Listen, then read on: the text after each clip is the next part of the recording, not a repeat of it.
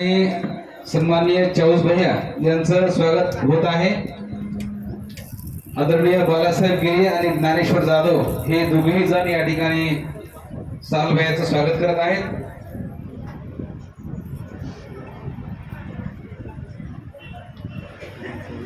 आपल्या सगळ्यांना विनंती आहे आपण ही जोरदार टाळ्यांच्या गजरामध्ये भैयांचं स्वागत करूया। कारण चाय में शक्कर नहीं तो पीने में क्या मजा, चाय में शक्कर नहीं तो पीने में क्या मजा, और सत्संग में ताली नहीं तो देखने में क्या मजा। जोरदार जोरदार तालियां।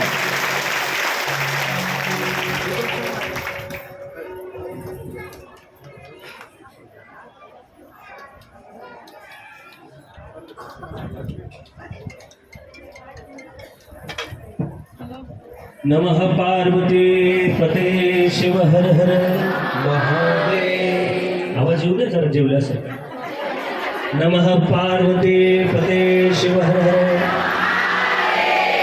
आता मला माहीत झालं फक्त तुम्ही जेवलेले, त्याच्यामुळे एक कथा सांगेल आणि मग कथा घेऊन आपण आरती करणार आहे। तुमचा जास्त वेळ नाही घेणार, कारण पुढल्या वर्षी आपल्याला लिंग पुराण कथा ऐकायची।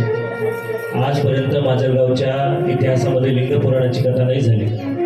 महादेवाला आवडणाऱ्या काही पुराण आहेत, त्याच्यामध्ये शिवपुराण, लिंग पुराण, स्कंद पुराण, काशीखंड जो स्कंद पुराणातूनच येतो, आणि त्याच्याबरोबर एक शिवधर्म पुराण, याच्यामध्ये सूर्यनारायण आणि भगवान शिवाच्या कथा सांगितल्या। या सगळ्या कथा आपल्याला कळाल्या पाहिजेत, आपल्याला नवीन नवीन ज्ञान मिळालं पाहिजे। एकच कथा ऐकून आपल्याला तेच ज्ञान नाही, सगळे ज्ञान मिळावं म्हणून लिंगोद्भवाची कथा सांगितली। ज्या वेळेला ब्रह्मा विष्णूचा वाद निर्माण झाला, केतकीचं पुष्प त्या ठिकाणी भेटलं। केतकी म्हणजे जे जमिनीवरती येते, केतकी म्हणजे जे जमिनीवरती येते, आणि केवडा वरती उंच झाडावरती येतो। आता ते सांगायचं तुम्हाला गरजच नाही, केतकी पुष्प आणि केवडा।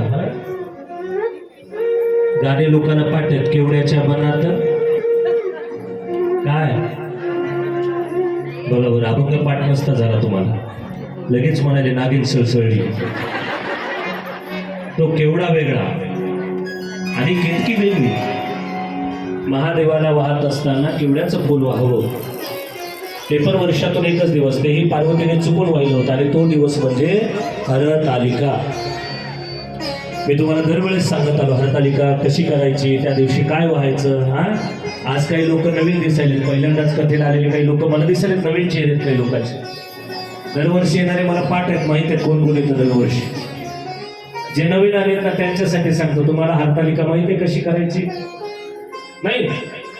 मग आता ऐका, हरतालिकेच्या दिवशी भल्या पाटे 3:30ला उठायचं, आणि शेजारच्या बाईच्या झाडाची फुलं तोडून आणायची, आणि सगळे आपल्या महादेवाला घालायचे। गपचूप झोपी जायचं, जोपर्यंत ती बाई शिव्या देत बाहेर येत नाही तोपर्यंत उठायचं, आणि शिव्या देत ती बाहेर आली की हळूच यायचं, डोळे पुसरत म्हणायचं, काय झालं सांगा, कोणी नेलं तुमचे फुलं? पुन्हा ती बाई तुम्हाला काही बोलणार नाही, असंच ना? काही हो म्हणायला की किती चोरीची फुलं व्हायली आतापर्यंत देवाला। चोरलेलं फूल, चोरलेला भेट महादेवाला व्हायचा। जर तुम्ही एक जरी पान चोरून वाहिलं, एक जरी फुल चोरून वाहिलं, तर पुन्हा जन्म देव तुम्हाला त्याच कुळामध्ये देतो। कुणाच्या? चोराच्या। तुम्हाला चोर नाही बनायचं, तुम्हाला भक्त बनायचं, आणि त्यातल्या त्यात महादेवाचं भक्त। कारण जगामध्ये सगळ्या देवाचं भक्त बनणं खूप सोपं आहे, पण माझ्या महादेवाचं भक्त बनणं कठीण आहे, आणि ते एकदा भेटलं की पुन्हा दुसरीकडे जाण्याची गरज नाही। नदीला पाणी सगळीकडे सोडलं जातं, पण समुद्राला पाणी एकदा गेलं की ते परत येत नाही, लक्षात ठेवा। तसं माझा महादेव भोलेनाथ समुद्र, आणि या समुद्र रूपी महादेवाला जर भेटायचं असेल, काही गरज नाही तुम्हाला पूजेला फुल नसेल तर नसेल, याच मनाला सुमन बनवा आणि नमन बनवा। सुमन चांगलं मन बनवून त्या भगवंताच्या चरणी अर्पण केलं तरी फुलं वाहिलेलंच पुण्य आहे। नमन की आपल्या मनामध्ये कुठल्याही प्रकारचा आविर्भाव, अवगुण, निंदा, दोष सगळे काढून टाकून त्या मनाला नमन करून भगवंताला वाहा। या दोन गोष्टी महादेवाला आवडतात, सुमन आणि नमन। आम्हाला दुसरं व्हायची काही गरज नाही। एकदा मन चांगलं झालं की मनालाच अर्पण करा, नारळ सुद्धा फोडायची गरज नाही। हे डोकायला एकदा त्याच्या समोर आपटा, पुन्हा तुम्हाला उठायची गरज नाही, काही फोडायची गरज नाही, कारण या डोक्यामध्ये असलेले विचार, या डोक्यामध्ये असलेले अवगुण, या डोक्यामध्ये असलेल्या निगेटिव्ह थिंग्स एकदा त्याला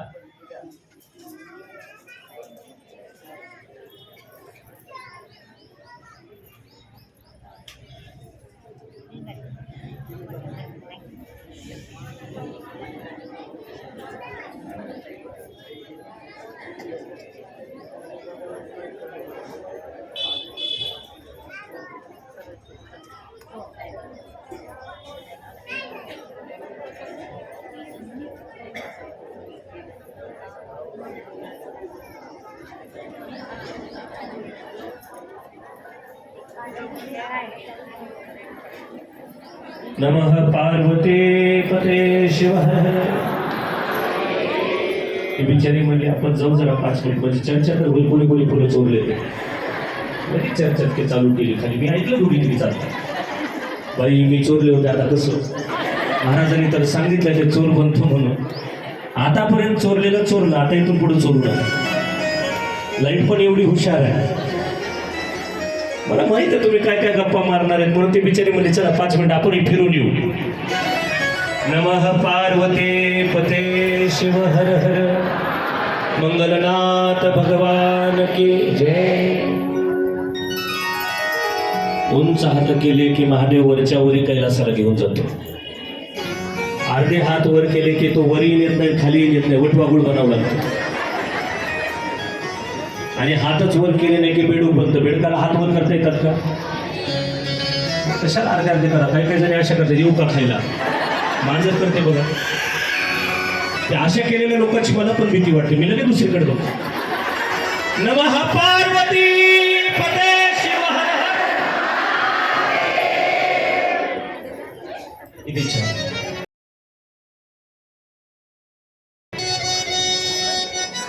एक रुपये लिंगोद्भवाची कथा सांगितली. त्यावेळेला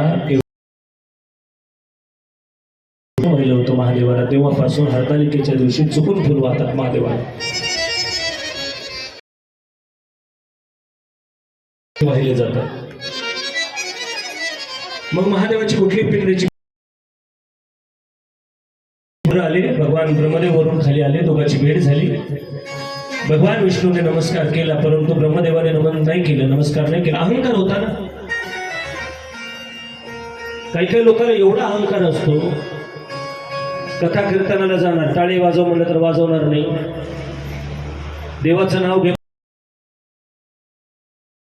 नाही. मला असे लोक ज्यांचा कधीच उद्धार होऊ शकत नाही, अशा लोकांना शेवटी देव कळतो. पण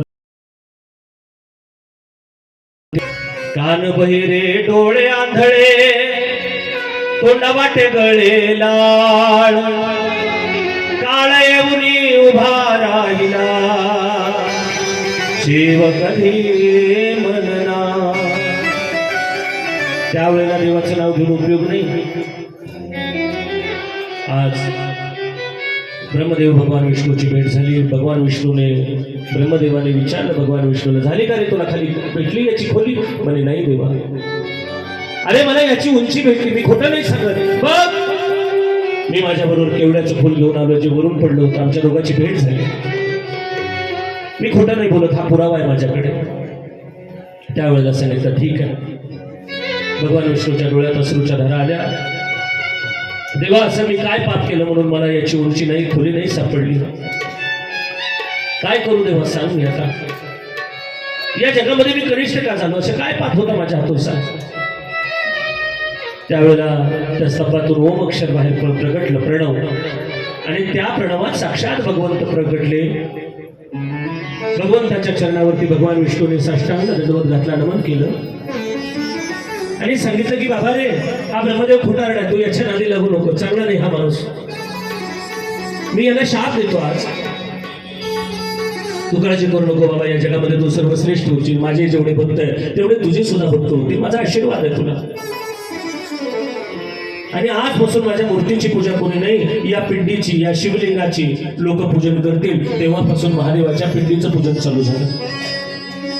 एवढंच नाही, जे लोक सोन्याच्या महादेवाची पूजा करतात ते ऐश्वर्यवान होतात, श्रीमंत होतात, त्यांच्या मनातली एकही इच्छा महादेव सोडत नाही. म्हणून काही नाही, अर्धा पाव किलो सोन्याचा महादेव तयार करायचा आणि रोज त्याची पूजा करायची. महाराज, सोनं झालं 1.5 लाख रुपये तोळा. आम्ही कार्यक्रमाला जाताना बेल्टेक्स घालून चालू सगळं. आता अवघड झालंय लोकांचं. आमच्याकडे देव होते, मी रोज नित्यपूजेला देव करून घेतले चांदीचे, काही त्याला दागिने सोन्याचे. आमच्या ड्रायव्हरने सांगितलं, बाबा